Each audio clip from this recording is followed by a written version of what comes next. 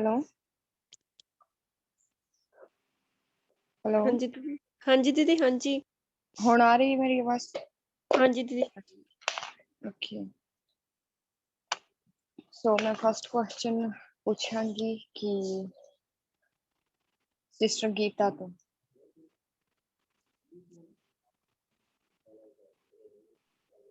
जी दीदी। हाँ जी।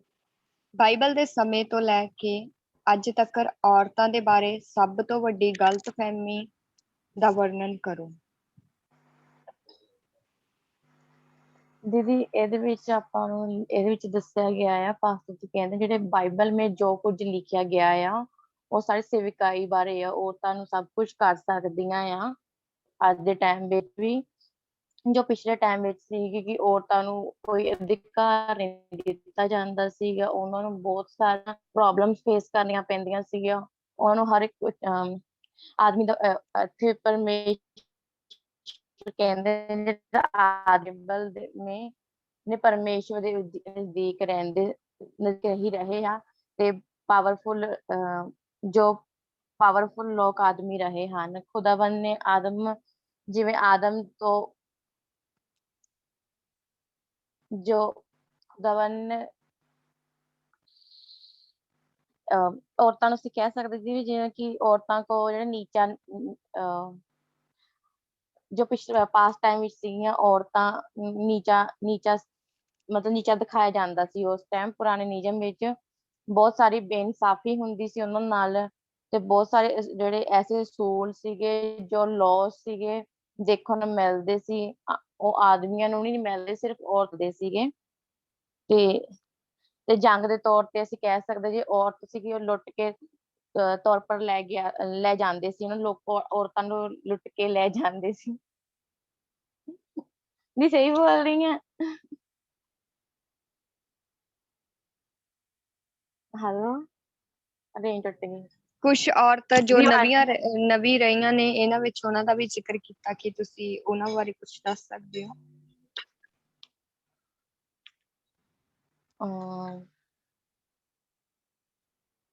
ਵੀ ਜਿੱਦਾਂ ਮਤਲਬ ਉਹਨਾਂ ਦੇ ਨਾਂ ਦੱਸਣੇ ਜਿਹੜੀਆਂ ਔਰਤਾਂ ਨਵੀਂ ਰਹੀਆਂ ਨੇ। ਇੱਕ ਤਾਂ ਸਿੱਧੀ ਸੀ ਕਿ ਇਜ਼ਾ ਇਜ਼ ਦਬੂਰਾ ਸੀਗੀ ਇੱਕ, ਰਾਈਟ, ਇੱਕ ਇਜ਼ਾਕ ਸੀ, ਮਰੀयम,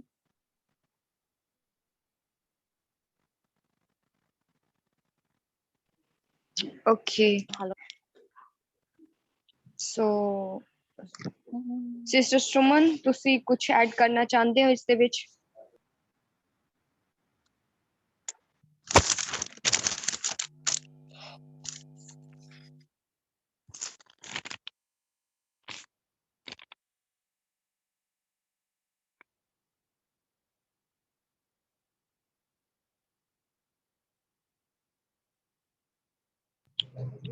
ਸਿਸਟਰ ਰਣਜੀਤ ਤੁਸੀਂ ਕੁਝ ਬੋਲਣਾ ਚਾਹੋਗੇ ਇਸ ਉੱਪਰ?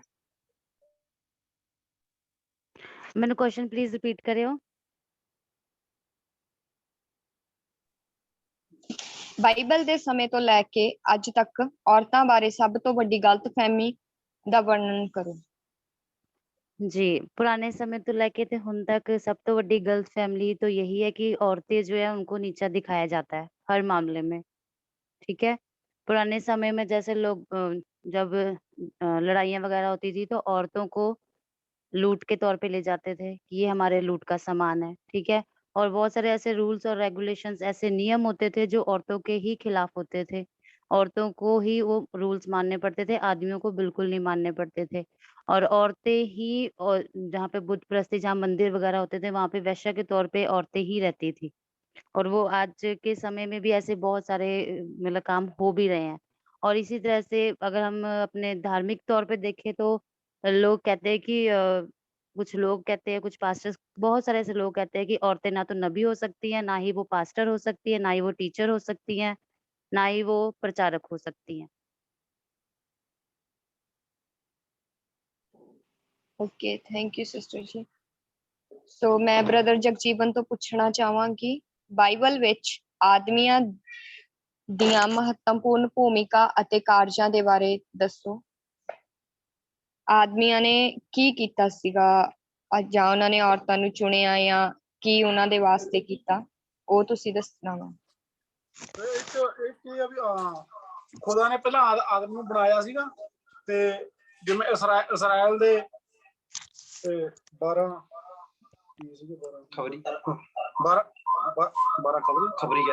ਖਬਰੀ ਸੀਗੇ ਤੇ 12 ਰਸੂਲ ਸੀਗੇ ਜਿਵੇਂ, ਤੇ ਖੁਦਾ ਦੇ ਆਦਮੀ ਤੇ ਹੋਰ ਵੀ ਰਸੂਲ ਸਾਹਿਬ ਨਾਲ ਬਣਦਾ ਤਰਾ ਜਿੱਦਾਂ ਕਿਹਾ ਸੀ ਮਹੱਤਵ ਕੀ ਮਹੱਤਵ ਸੀ ਉਹਨਾਂ ਦਾ ਮਹੱਤਵ ਸੀਗਾ ਵੀ ਆਪਣੇ ਲੋਕ ਫੀਡਬੈਕ ਬਾਈ ਕਰ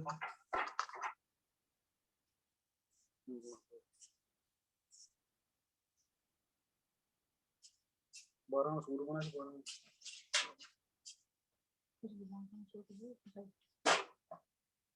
ਤੇਰੇ ਕੋਲ ਕੀ ਬੰਦੇ ਰਸੂਲਾਂ ਦਾ ਕੀ ਬਣਦਾ ਵਾ ਨਾ, ਕੀ ਖਬਰੀ ਚੁਣੇ ਗਏ ਕੀ ਮਹੱਤਵ ਕੀ ਉਹਨਾਂ ਦਾ ਆਪਣਾ ਦੱਸ ਜਾਣਾ।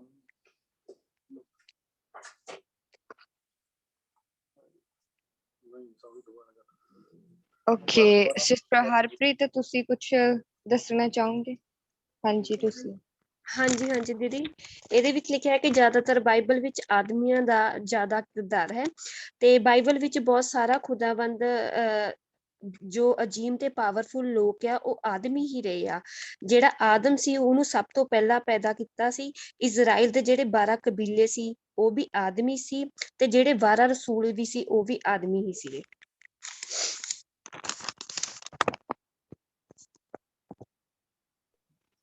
ਓਕੇ ਠੀਕ।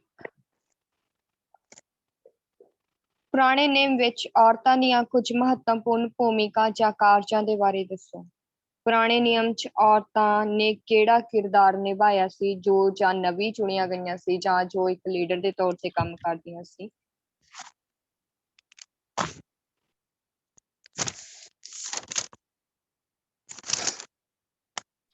ਸਿਸਟਰ ਜੀ ਇਹ ਸੌਰੀ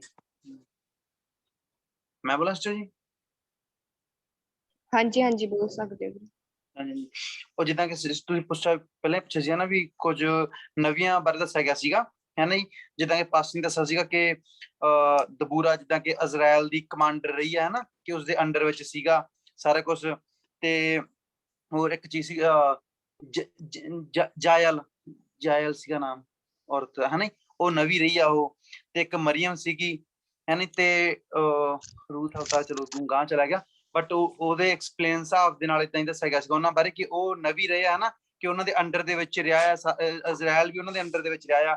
ਕਿ ਉਹ ਕਈ ਵਾਰੀ ਜਿੱਦਾਂ ਕਿ ਦਬੂਰਾ ਇੱਕ ਕਮਾਂਡਰ ਸੀਗੀ ਇਜ਼ਰਾਈਲ ਦੀ, ਕਿ ਹਰ ਇੱਕ ਚੀਜ਼ ਜੋ ਕਾਨੂੰਨ ਬਣਦਾ ਸੀਗਾ ਤਾਂ ਉਸਦੇ ਅੰਡਰ ਵਿੱਚ ਜੋ ਕਿ ਬਣਦਾ ਸੀਗਾ।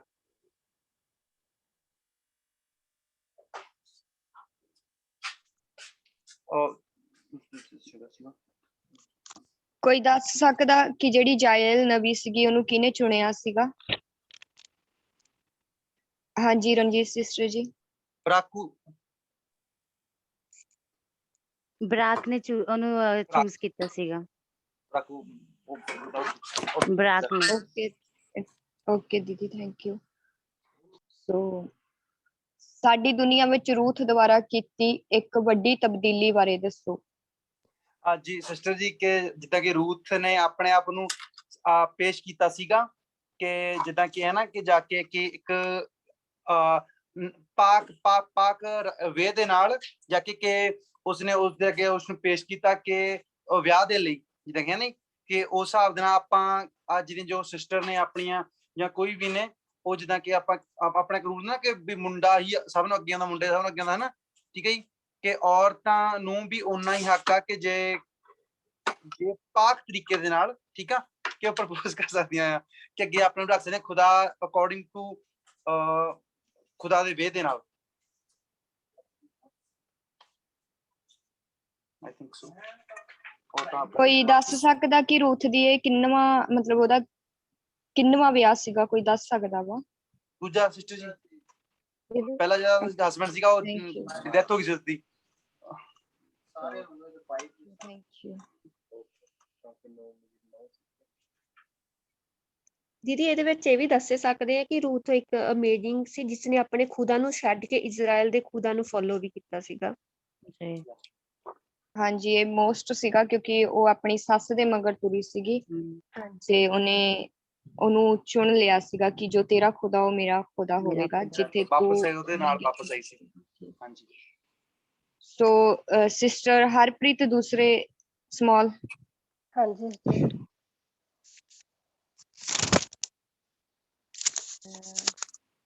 ਇਹਦੇ ਵਿੱਚ ਤੁਸੀਂ ਸਿਸਟਰ ਮੈਨੂੰ ਦੱਸਣਾ ਵਾ ਅੱਜ ਦੇ ਜੀਵਨ ਵਿੱਚ ਔਰਤਾਂ ਦੁਆਰਾ ਵੱਖ-ਵੱਖ ਭੂਮਿਕਾਵਾਂ ਬਾਰੇ ਦੱਸੋ।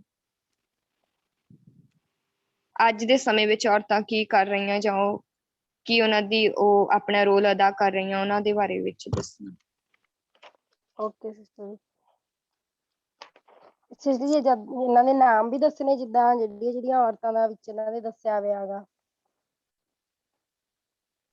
ਦੀਦੀ ਜਿਸ ਤਰ੍ਹਾਂ ਤੁਸੀਂ ਰਿਸੀਵ ਕੀਤਾ ਹੈ ਜੋ ਤੁਸੀਂ ਵੀਡੀਓ ਚੋਂ ਸੁਣ ਕੇ ਲਿਖਿਆ ਹੈ ਉਹ ਉਸ ਅਕੋਰਡਿੰਗ ਆਨਸਰ ਦਿਓ। ਹਾਂਜੀ ਜਿੱਦਾਂ ਵੀ ਸਿਸਟਰ ਜੀ ਉਹਦੇ ਵਿੱਚ ਦੱਸਿਆ ਸੀਗਾ ਇੱਕ ਤਾਂ ਰੂਥ ਬਾਰੇ ਦੱਸਿਆ ਤੇ ਉਹ ਤੁਹਾਨੂੰ ਉਹਨਾਂ ਨੇ ਦੱਸ ਦਿੱਤਾ। ਹੁਣ ਇੱਕ ਔਰਤ ਸੀਗੀ ਅਸਤਰ ਜਿਸਨੇ ਇੱਕ ਜ਼ਮਾਨਾ ਬਦਲਣ ਵਾਲੀ ਔਰਤ ਸੀਗੀ ਜਿਸਨੂੰ ਵੀ ਬਾਦਸ਼ਾਹ ਨੂੰ ਮਿਲਣ ਲਈ ਉਹਨੂੰ ਪਹਿਲਾਂ ਬਾਦਸ਼ਾਹ ਜ਼ਰੂਰ ਵੀ ਜਿੱਦਾਂ ਉਹਨੂੰ ਬਾਦਸ਼ਾਹ ਦੀ ਹਜ਼ੂਰੀ ਲੈਣੀ ਪਹਿਲਾਂ ਜ਼ਰੂਰੀ ਸੀ। ਉਸਨੇ ਇੱਕ ਅਜਿਹਾ ਕੰਮ ਕੀਤਾ ਜਿਹਨੇ ਆਪਣੀ ਜਾਨ ਦੀ ਫਿਕਰ ਨਾ ਕਰਦੇ ਹੋਏ ਬਾਦਸ਼ਾਹ ਦੇ ਸਾਹਮਣੇ ਪੇਸ਼ ਕੀਤਾ ਅਤੇ ਬਾਦਸ਼ਾਹ ਉਹਦੀ ਕੌਮ ਨੂੰ ਬਚਾਵੇ। ਬਾਦਸ਼ਾਹ ਨੇ ਆਪਣੇ ਮਲਕਾ ਨੂੰ ਪਿਆਰ ਕਰਦੇ ਸੀ। ਉਸਨੇ ਇੱਕ ਅਸਰਤ ਦੀ ਆਵਾਜ਼ ਨੂੰ ਸੁਣਿਆ ਤੇ ਯਹੂਦੀ ਬਚ ਗਏ। ਉਹਨੇ ਆਪਣੇ ਆਪ ਨੂੰ ਮੂਹਰੇ ਰੱਖਿਆ ਤੇ ਉਸਨੇ ਇੱਕ ਪਾਦਰੀ ਦਾ ਕੰਮ ਕੀਤਾ ਸੀ ਤੇ ਇਸ ਤੋਂ ਬਾਅਦ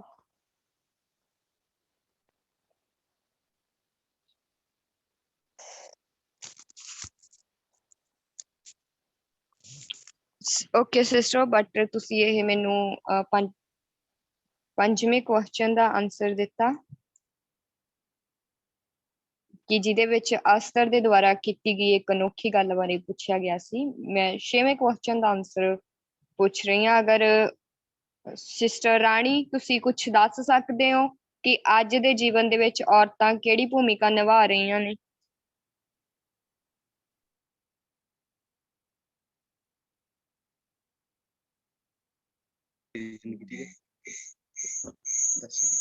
ਹਾਂਜੀ ਜੈ ਮਸੀਹ ਦੀ ਦੀਦੀ। ਜੈਮ ਸੀ ਦੀਦੀ। ਇੱਕ ਆਪਾਂ ਵੀ ਜਦੋਂ ਔਰਤ ਹੁੰਦੀ ਆ ਵੀ ਪਤੀ ਦੇ ਨਾਲ ਰਹਿੰਦੀ ਆ ਤੇ ਪਤੀ ਦੇ ਨਾਲ ਉਹਦਾ ਚੰਗਾ ਰਿਲੇਸ਼ਨ ਹੁੰਦੀ ਤੇ ਚੰਗੀ ਉਹ ਬਣਦੀ ਆ ਉਹਦੀ ਇੱਜ਼ਤ ਕਰਦੀ ਆ।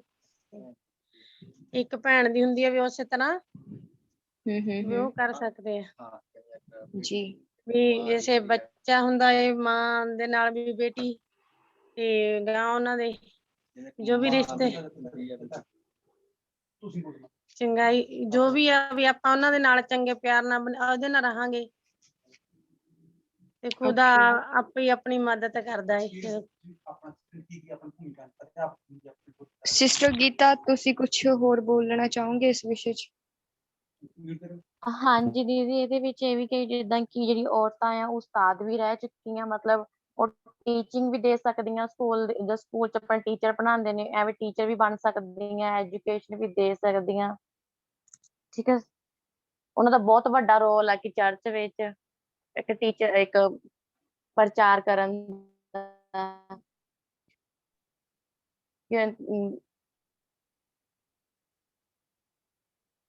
Okay thank you. Harvinder aunty ji ਤੁਸੀਂ ਦੱਸ ਸਕਦੇ ਹੋ ਜੋ ਹਾਊਸ ਆਫ ਗਲੋਰੀ ਦੇ ਬਜ਼ੁਰਗ ਨੇ ਉਹਨਾਂ ਦੀ ਬਣਤਰ ਕੀ ਜੋ ਸਾਡੀ ਹਾਊਸ ਆਫ ਗਲੋਰੀ ਦੇ ਜੋ ਲਾਈਕ ਕਹਿ ਸਕਦੇ ਹਾਂ ਅਸੀਂ ਕਿ ਲੀਡਰ ਸਹਿਬਾਨ ਨੇ ਉਹ ਕਿਸ ਤਰ੍ਹਾਂ ਕੀ ਉਹਨਾਂ ਦਾ ਅਧਿਕਾਰ ਹੈ ਔਰ ਕਿੱਦਾਂ ਉਹ ਅਧਿਕਾਰ ਦੇ ਹੇਠਾਂ ਰਹਿ ਕੇ ਕੰਮ ਕਰਦੇ ਨੇ ਉਹਨਾਂ ਬਾਰੇ ਕੁਝ ਦੱਸ ਸਕਦੇ ਹੋ ਤੁਸੀਂ। ਜੈ ਮਸੀਹ ਜੀ। ਮੈਨੂੰ ਤਾਂ ਇੰਨੀ ਕੁ ਸਮਝ ਆ ਕਿ ਆਪਾਂ ਪਾਸਟਰਾਂ ਦੇ ਅੰਦਰ ਦੇ ਵਿੱਚ ਕਰ ਸਕਦੇ ਆ ਹਨਾ ਇੱਕ ਕੋਈ ਜਾਂ ਪ੍ਰਚਾਰ ਕਰਨਾ ਵਾ ਜਿਵੇਂ ਹੁਣ ਆਪਣੇ ਪਾਸਟਰ ਹੋ ਗਏ ਜੋਨੀ ਪਾਸਟਰ ਹੋ ਗਏ ਡੈਗੋ ਪਾਸਟਰ ਹੋ ਗਏ ਪਾਸਟਰ ਬਲਦੇਵ ਹੋ ਗਏ ਜਿੰਨੇ ਵੀ ਆਪਣੇ ਲੰਡਨ ਤੋਂ ਪਾਸਟਰ ਆਪਾਂ ਨੂੰ ਫੋਲੋ ਕਰਦੇ ਆ ਪਾਸਟਰ ਹਾਰੂਨ ਪਾਸਟਰ ਵਿੱਕੀ ਤੇ ਆਪਾਂ ਇਹਨਾਂ ਦੇ ਅੰਡਰ ਦੇ ਵਿੱਚ ਕੋਈ ਵੀ ਔਰਤ ਆ ਜਾਂ ਕਿਵੇਂ ਵੀ ਆਪਾਂ ਪ੍ਰਚਾਰ ਉਹਨਾਂ ਦੇ ਅੰਡਰ ਦੇ ਵਿੱਚ ਪ੍ਰਚਾਰ ਕਰ ਦੇ ਸਕਦੇ ਆ ਜਾਂ ਕੋਈ ਗੱਲਬਾਤ ਕੋਈ ਵੀ ਆਪਣੀ ਢੁੱਕਦੀ ਆਪਾਂ ਕਰ ਸਕਦੇ ਹਾਂ ਯਿਸੂ ਮਸੀਹ ਜੀ ਦਾ ਨਾ ਕਿ ਉਹ ਚਰਚ ਦੇ ਲੀਡਰ ਨੇ ਬਟ ਹਾਂ, ਜੋ ਮੇਨ ਬੰਦੇ ਪਾਸ ਜੌਨੀ ਨੇ ਨਾ ਉਹ ਲੀਡਰ ਖੁਦਾ ਨੇ ਠਹਿਰਾਏ ਨੇ। ਉਹ ਖੁਦਾ ਦੇ ਲੀਡਰ ਆ ਤਾਂ ਹੁਣ ਉਹਦੇ ਅੰਡਰ ਦੇ ਵਿੱਚ ਅਸੀਂ ਕੋਈ ਵੀ ਕੰਮ ਕਰ ਸਕਦੇ ਹਾਂ, ਕੋਈ ਵੀ ਔਰਤ ਉਹਨਾਂ ਦੇ ਅੰਦਰ ਦੇ ਵਿੱਚ ਕੰਮ ਕਰ ਸਕਦੀ ਹੈ। ਓਕੇ ਸਿਸਟਰ ਜੀ। ਸਿਸਟਰ ਹਰਪ੍ਰੀਤ ਹਾਂਜੀ ਸਿਸਟਰ ਜੀ। ਜੀ, ਦੂਜੇ ਹਰਪ੍ਰੀਤ।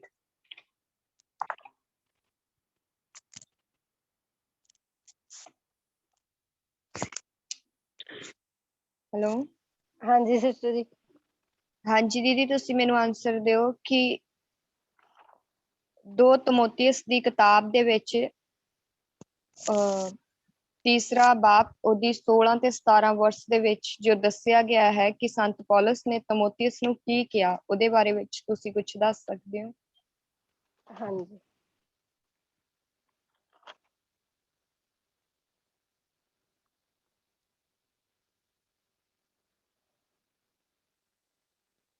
ਇਹਦੇ ਵਿੱਚ ਸਿਸਟਰ ਜੀ ਦੱਸਿਆ ਹੈ ਕਿ ਖੁਦਾ ਦੇ ਕਲਾਮ ਵਿੱਚ ਇਹ ਦੱਸਿਆ ਹੈ ਕਿ ਕਲਾਮ ਇਹ ਸਿਖਾਉਂਦਾ ਹੈ ਕਿ ਜੋ ਮੇਰੇ ਲਈ ਕੰਮ ਕਰਦੇ ਹਨ ਹਰ ਚੀਜ਼ ਲਈ ਤਿਆਰ ਰਹਿਣ। ਆਦਮੀ ਬੱਚੇ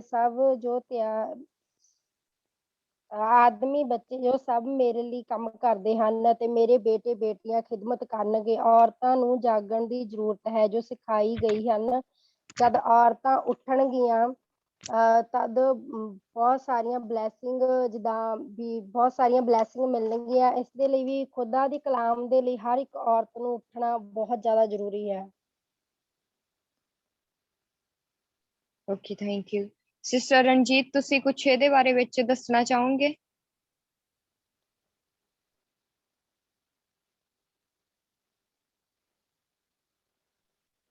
हाँ जी, इसमें 2 तिमोथियस 3:16 के अकॉर्डिंग जो परमेश्वर का जो वचन है वो परमेश्वर की ओर से ही आया गया है। ये हमें सिखाने के लिए हमें डाँटता भी है और हमें सही भी करता है। और परमेश्वर का वचन कहता है कि ये वचन इसलिए भेजा गया है ताकि हम सब सिद्ध हो सकें। हम सब का मतलब है कि एक स्पेशल बंदे के लिए नहीं बोला गया है। 12वीं आयत में ख़ास करके यहाँ पे बोला गया है कि हम सब यानी कि हम सब जिसमें औरतें, बच्चे, आदमी जो बुजुर्ग सब आते हैं ताकि हम सब सिद्ध बने, अच्छे बने और उन अच्छे कामों के लिए जो परमेश्वर की ओर से ठहराए गए हैं उसके लिए हमेशा तैयार रहें। ओके, थैंक यू सिस्टर जी।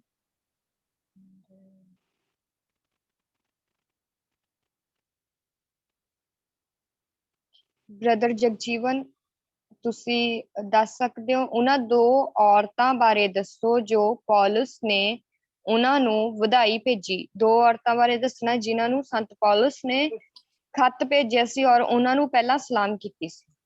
ਸੋ ਉਹਨਾਂ ਦਾ ਨਾਂ ਸੀਗਾ ਨੈਮਫਾ ਤੇ ਪ੍ਰਸੀਲਾ। ਉਹਨਾਂ ਦੇ ਘਰੇ ਚਰਚ ਸੀਗੀ, ਜਾਣੀ ਕਿ ਦੋਵਾਂ ਦੇ ਹੁੰਦੀ ਸੀਗੀ ਤੇ ਉਹ ਜਾਣੀ ਕਿ ਉਹਨਾਂ ਦਾ ਕੰਮ ਵਧੀਆ, ਜਾਣੀ ਕਿ ਵਧੀਆ ਚੱਲ ਰਿਹਾ ਸੀ ਖੁਦਾ ਦੇ ਵਿੱਚ, ਤੇ ਇਸ ਕਰਕੇ ਉਹਨਾਂ ਨੇ ਉਹਨੂੰ ਵਧਾਈ ਦਾ ਵਾਸਤੇ ਪੱਤਰ ਭੇਜਿਆ ਸਾਰੇ। ਹਾਂਜੀ।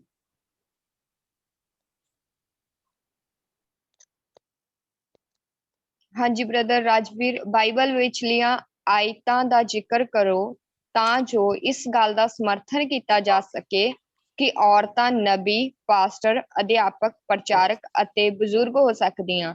ਤੁਸੀਂ ਇਹਦੇ ਵਿੱਚ ਬਾਈਬਲ ਦੀਆਂ ਜੋ ਆਇਤਾਂ ਦਾ ਜ਼ਿਕਰ ਕੀਤਾ ਪਾਸਟਰ ਜੀ ਨੇ, ਉਹਨਾਂ ਵਿੱਚੋਂ ਕੋਈ ਇੱਕ ਆਇਤ ਬਾਰੇ ਇਸ ਚੈਪਟਰ ਚੋਂ ਲਈ ਗਈ ਉਹਦੇ ਬਾਰੇ ਦੱਸ ਸਕਦੇ ਹੋ? ਓਕੇ, ਹਾਂਜੀ ਜੀ ਸਿਸਟਰ ਜੀ।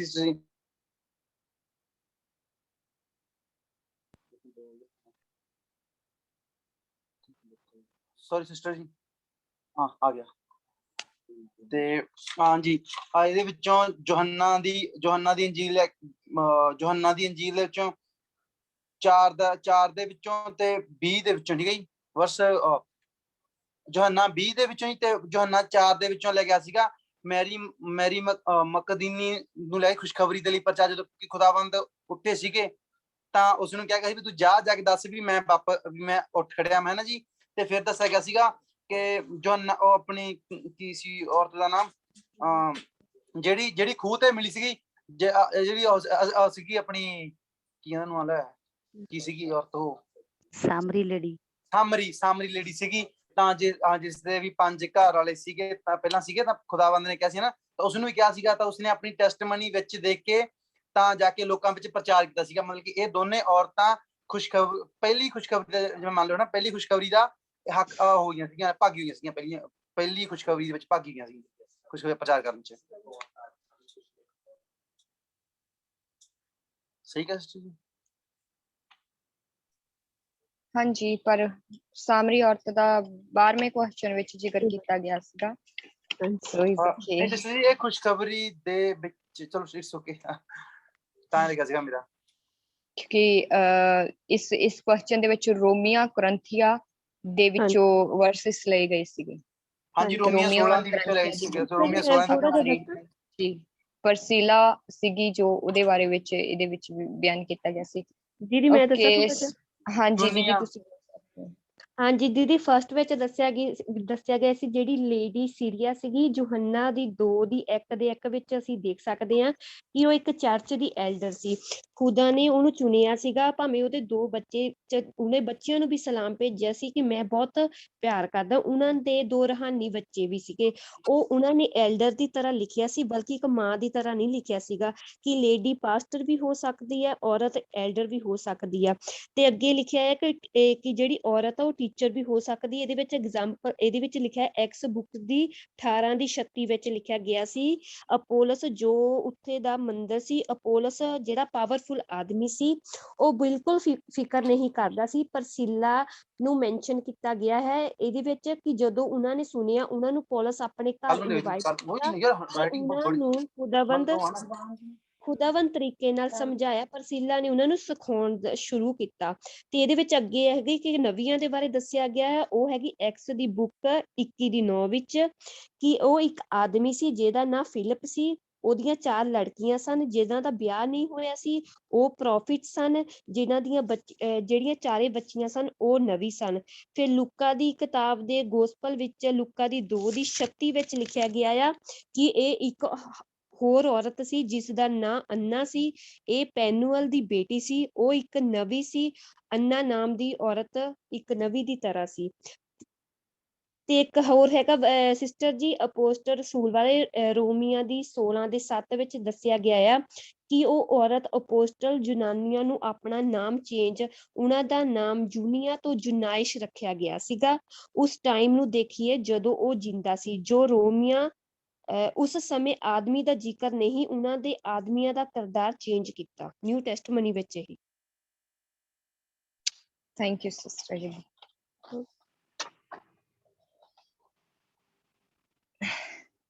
ਸਿਸਟਰ ਰਣਜੀਤ, ਤੁਸੀਂ ਦੱਸ ਸਕਦੇ ਹੋ ਕਿ ਕੁਝ ਸ਼ਬਦਾਂ ਦੇ ਵਿੱਚ ਜੋ ਨਾਸਰਤ ਦੀ ਮੈਰੀ ਸੀਗੀ ਉਹਦੇ ਬਾਰੇ ਵਿੱਚ? ਹਾਂਜੀ ਰਣਜੀਤ ਸਿਸਟਰ, ਅਗਰ ਤੁਸੀਂ ਆਵਾਜ਼ ਆਈ ਹੈ ਤੇ ਸੁਖੇ ਸਿਸਟਰ ਗੀਤਾ ਦੱਸ ਸਕਣਗੇ। ਨਹੀਂ ਉਹ ਜਸਟ ਮੈਨੂੰ ਏਦਾਂ ਬੋਲ ਰਹੇ ਸੀ ਕਿ ਮੈਂ ਸੌਣ ਚੱਲੀ ਹਾਂ, ਬਸ ਏਦਾਂ ਬੋਲ ਰਹੇ ਸੀ। ਓਕੇ ਓਕੇ ਓਕੇ, ਫਿਰ ਤੁਸੀਂ ਦੱਸੋ। ਹਾਂਜੀ ਸੌਰੀ, ਪਲੀਜ਼ ਕੁਐਸਚਨ ਰਿਪੀਟ ਕਰ ਦਿਓ ਕਿਉਂਕਿ ਮੇਰਾ ਧਿਆਨ ਉਹਨਾਂ ਵੱਲ ਸੀ। ਕਿ ਕੁਝ ਸ਼ਬਦਾਂ ਦੇ ਵਿੱਚ ਨਾਸਰਤ ਦੀ ਮੈਰੀ ਦੇ ਬਾਰੇ ਤੁਸੀਂ ਕੁਝ ਬਿਆਨ ਕਰ ਸਕੋ, ਕੁਝ ਦੱਸ ਸਕੋ ਜੀ। हाँ जी, यूहन्ना 4:39 से 40 तक नासरत की लेडी के बारे में बताया गया।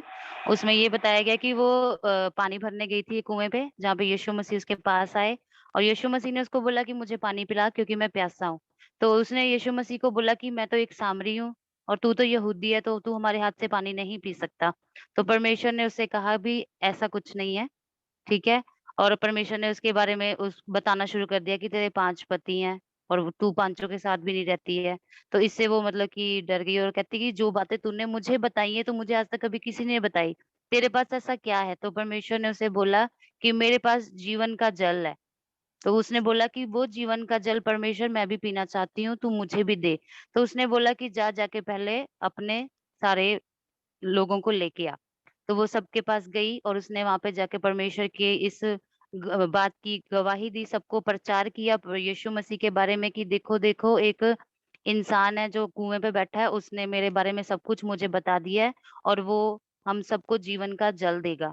तो वो लोगों को लगा कि शायद उसके पास बहुत बड़ा कुआं है, तो इसलिए वो फटाफट भागे भागे चले गए।